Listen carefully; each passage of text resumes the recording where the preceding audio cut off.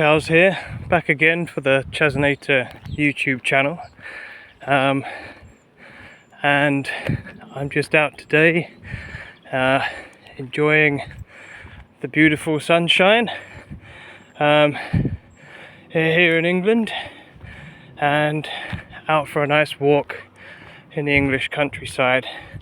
Start my new job tomorrow, so this is a luxury that I will be sorely missing once I start back in full-time work. Which is interesting. People tend to take that sort of thing for granted, but yeah, it's lovely to be able to do that, especially when you're out and there's not a soul in sight. One of my favourite things. But I digress. I wanted to talk a little bit about how transitioning into this latest kind of bodybuilding protocol I've been following had worked for me.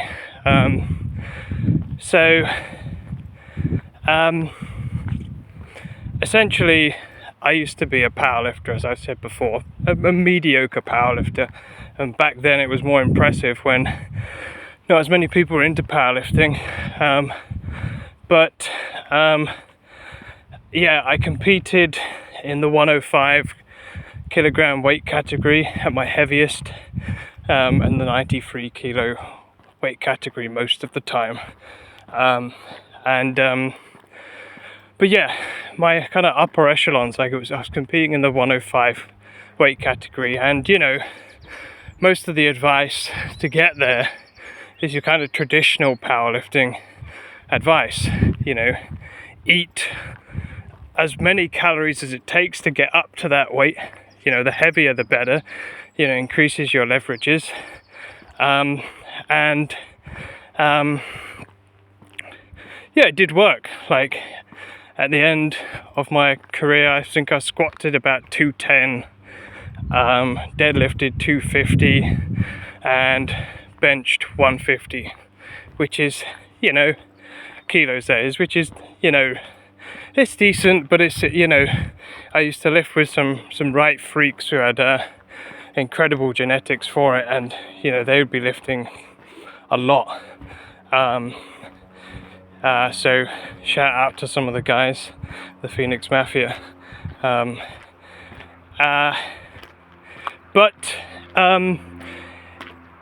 What I wanted to talk about is once I got lean after powerlifting and deciding to stop powerlifting, I still trained a lot like a powerlifter.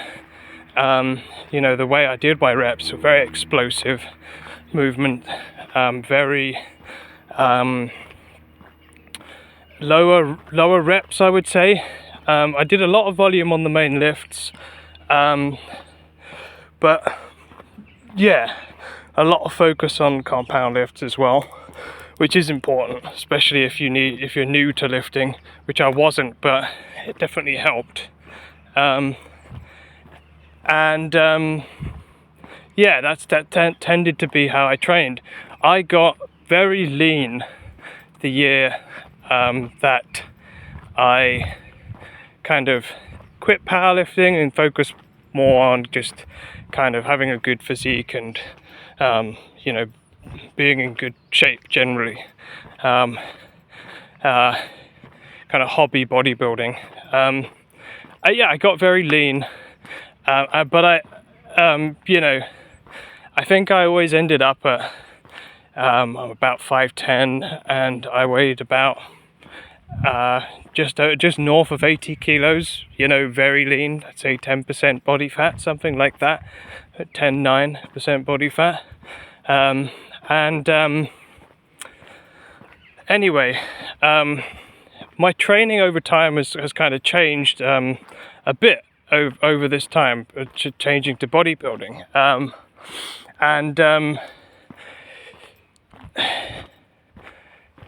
When I went to Brazil, that's where my wife is from. When I first went there with her, I was also incredibly lean at that point, about the same body fat. Certain certain things kind of changed how I wanted to bulk up next time. And also, you know, I'd been convinced by a number of kind of bodybuilding principles that I wanted to implement to change the way I was training. This was generally higher reps. The smallest number of reps I now do is 8, and that's on my heavier compound moves, so bench, pull-ups, dips I tend to do a bit more actually, but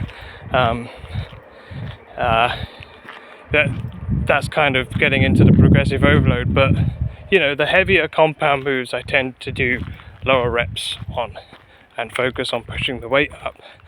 And though but still 8 reps is significantly more than what I was doing when I was powerlifting, which was, you know, 5s, 4s, triples, doubles and singles most of the time. And we did do some higher wet worker stuff for hypertrophy, but I think that's the key.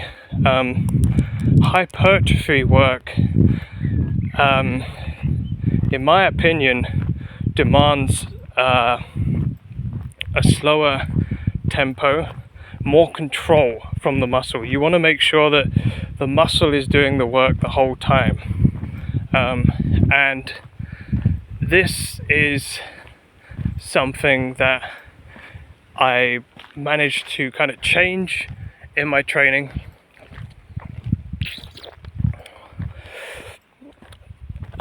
When I did decide to bulk again, and just over time. And the second thing was not going so far into a deficit, into a surplus, sorry. So they've recently proved that the amount of surplus that you have for muscle building, whether it's, you know, a 300 to 500 calorie surplus or way more than that, does not really lend to any more muscle gain. So the larger the surplus, not necessarily mean you're going to gain more muscle, but it definitely means you're going to gain more fat, which makes it harder when you cut next time. So something I changed was I didn't go so far into a surplus, and I would only increase the surplus when my strength stagnated. So when I wasn't progressing anymore, okay, increase the surplus. But you know, it would be a very slow progress. But I will say, you know, during this time, certain things I changed. My bench press, I went from a wider grip to pretty much only doing close grip because of the extra range of motion, getting more bang for your buck on the triceps and the chest, and even hitting the upper chest more than compared to a wider grip, which is, you know, just it's gonna allow you to lift more because you're using better leverages, and your chest is more engaged, I would say, compared to your triceps. But you know, you get the same hypertrophy from the close grip in that area, plus the other benefits. So there are certain things I changed in our training, you know, those being the things. Then we would focus on progressively overloading, pushing the weight up or the number of reps, but never at the expense of form, always keeping really good form.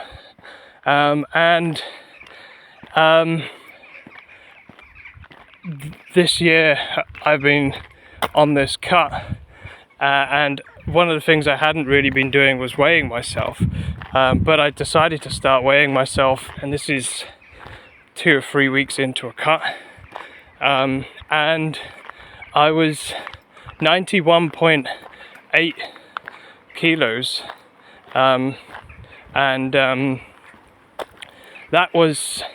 that's at about 14 or 15% body fat, I would estimate, which is incredible and really surprised me, because I had I'd taken on board all these principles, and I could see in my physique that I look a lot better, in my opinion, in a lot of kind of areas, and also not getting super bloated from the bulk. Yes, obvious that I'd been bulking, but no, not like I was in my powerlifting days, and for that weight, being that lean, proves to me how effective kind of the bodybuilding style is, especially if you might not be stronger in an explosive sense, but that doesn't really matter, as long as the muscles are doing the work and you are progressing. It doesn't matter too much. So I just thought that was very interesting. I'm going to continue to weigh myself on the way down as well, losing fat, and the goal again is to get to 10% body fat maybe. Again, I'm going to just do it based off of appearances now, because I don't really care too much about anything else really, fitness and appearances, but yeah, we're going to stick with the science. We're going to so before kind of my maintenance, I would put at about 3,000, after kind of maintaining for a bit, and the first point of my cut, I've dropped my calories are now at 2,500, and this is based off of the 30 calories per gram of lean body mass calculation, which is just a very rough calculation. Take your weight, take what you believe your body fat to be, subtract to find your true lean body mass, and times by 30. So that's 30 calories per lean kg of body mass, and that will give you your kind of absolute minimum calories. So you want to be, you really want to be above that, I would say, not to mess up your metabolism. But yeah, I'm not yet at that point. That would be sort of 2,350, something like that for me. So I'm going to be going at 2,500 now for a little bit, and I intend to see how that does. I'm still trying to get stronger in the gym, and not really wanting to lose any progress there, but we'll see how it progresses. But I'm excited for this cut, and maybe once I'm done, I'll share some progress pictures, and yeah, hope this helped.